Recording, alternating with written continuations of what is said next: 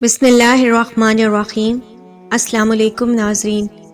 ہندوستان میں ایک بڑے بزرگ مولانا تمیز الدین گزرے ہیں جن کو لوگ منشی صاحب کہتے تھے۔ ایک مرتبہ ایک گاؤں سے گزر رہے تھے تو دیکھا کہ گاؤں کے لوگ جمع ہیں اور سامنے کسی آدمی کا جنازہ رکھا ہے۔ منشی صاحب وہیں کھڑے ہو گئے۔ لوگوں نے کہا، منشی صاحب آپ جنازہ پڑھائیں۔ منشی صاحب نے کہا، میں نہیں پڑھا سکتا۔ گھر سے پیغام آیا کہ منشی صاحب ہی جنازہ پڑھائیں گے۔ لوگوں نے اس آدمی کی بیوی سے پوچھا کہ منشی صاحب کا نام تم نے کیوں لیا؟ تو اس نے کہا کہ میرے خاوند نے مرنے سے پہلے وصیت کی تھی کہ میرا جنازہ منشی صاحب پڑھائیں۔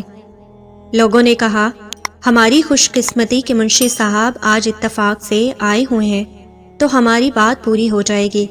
جب منشی صاحب کو مرحوم کی وصیت کے بارے میں بتایا گیا تو منشی صاحب نے جنازہ پڑھایا، اپنے ہاتھوں سے اس میت کو قبر میں اتارا، دفن کیا اور چلے گئے۔ جب دفتر میں پہنچے، جیب میں دیکھا تو ملازمت کا کارڈ غائب تھا۔ خیال آیا کہ جب میں نے اس بزرگ کو قبر میں اتارا تو وہ کارڈ بھی قبر میں گر گیا۔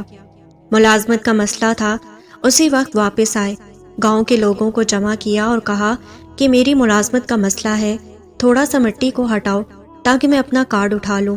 سب لوگ جمع ہو گئے۔ انہوں نے کہا کہ منشی صاحب بڑے اللہ والے ہیں، کوئی بات نہیں۔ مٹی کو ہٹایا۔ جب اس کے کفن کے قریب پہنچے تو کیا دیکھتے ہیں کہ ساری قبر گلاب کے پھولوں سے بھری پڑی ہے۔ منشی صاحب کو اپنی ملازمت بھول گئی۔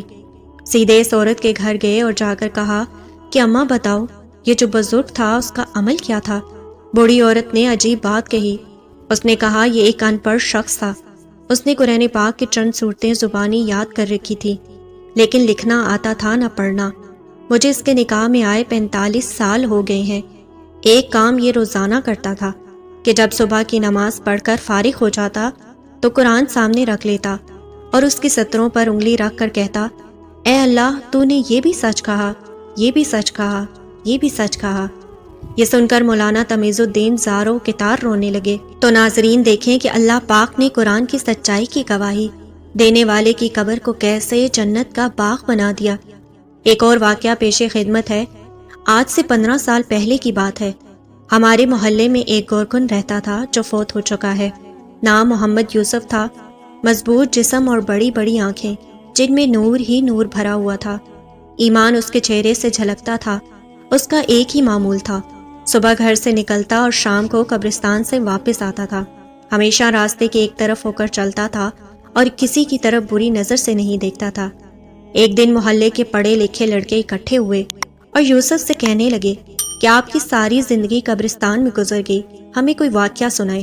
یہ سن کر یوسف سنجیدہ ہوا اور لمبی سانس لی اور کہنے لگا، آج مجھے 27 سال ہو گئے ہیں، میں قبریں بنا رہا ہوں۔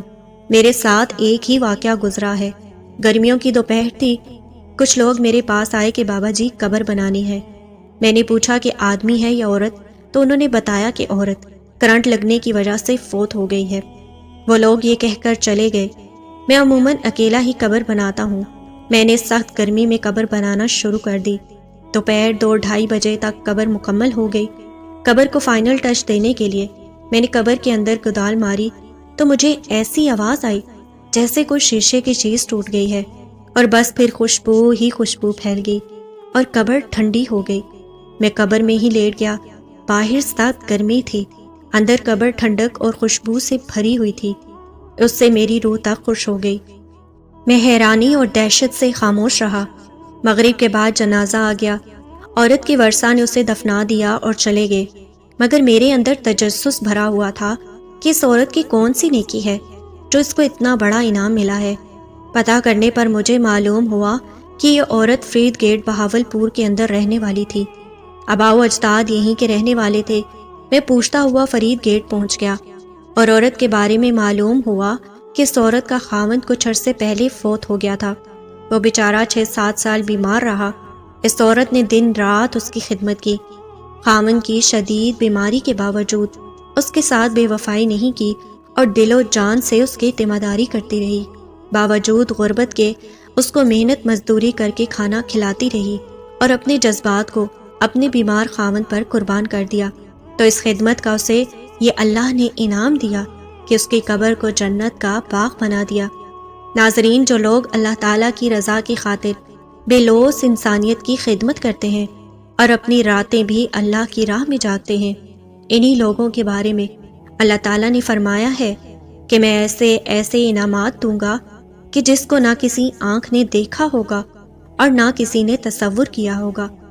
دعا ہے کہ اللہ پاک ہمیں اور سب مسلمانوں کو بخش دے اور آخرت میں ٹھنڈک عطا فرمائے، آمین۔